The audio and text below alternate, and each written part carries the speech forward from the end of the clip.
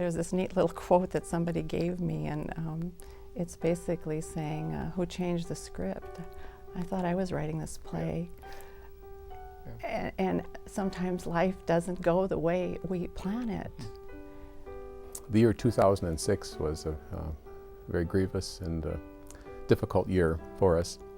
I guess the main thing in that is that on May 5th of that year we lost Michelle to a car accident. It was the day before she was going to graduate from ISU with a degree in art and design. And then she was going to fly back to Cleveland, Ohio, where she had interned at American Greeting Card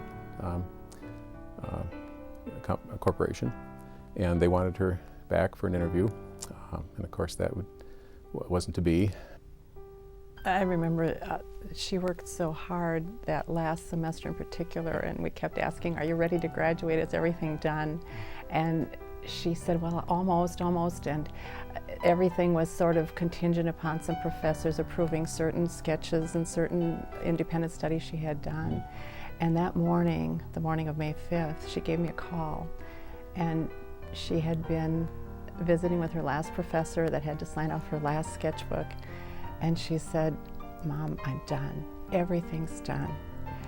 And she was so excited. She said, I'm going to write and illustrate children's books, and I'm finished. Everything's ready. And then a few hours later, we get this. I was home, and I got a visit from a state patrol officer that came to the door and told me about the accident. And one of the comforts I had was the memory of that joy in her voice, saying everything was finished. There was such closure that it gave me a strength and a comfort to think that she had come to the end of that phase of her life and she was ready to go on. And of course we didn't know at that time what going on was going to be for her. I heard on the phone that the message on the phone, so I had to drive home. And on the way I thought many things to myself, but a comfort, a great deal of deep comfort came to me right away in knowing where she was, that she was with the Father, with Jesus.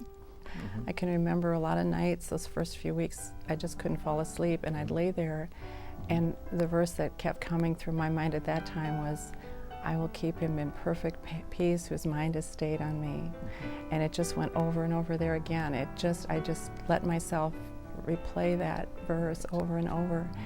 And he gives that peace that he promises. And also just knowing this isn't the end of the story. Right. What we've experienced here on life, and even Michelle's story, hasn't ended yet.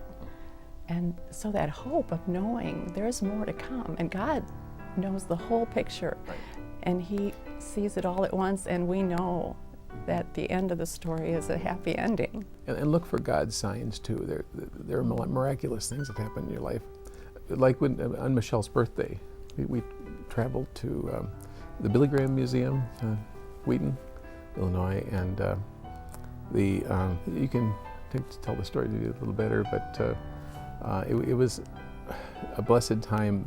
We had a devotional that morning, what verse was that? It was from Psalm 93. Psalm 93, and we got to the museum, and it was Billy Graham's mother's Bible. It was one of the Bible his mother had given to him, and open under glass, under protective plastic. Was that page with that verse? Psalm 93. I'm talking about the storms that can assail us, but that God is stronger than the storm. And the verse that especially was meaningful to us in that motel room that morning was underlined. In his Bible. That's right. And it was Michelle's birthday, and it was such a gift to us from God. Yeah. But as we look around us and watch and listen, he is speaking to us all the time and giving us these wonderful gifts and assurance of his presence. And I guess I would tell anybody that's going through a hard time to just stop and listen and watch. And he's speaking to us all the time, to all of us, if we take time to listen.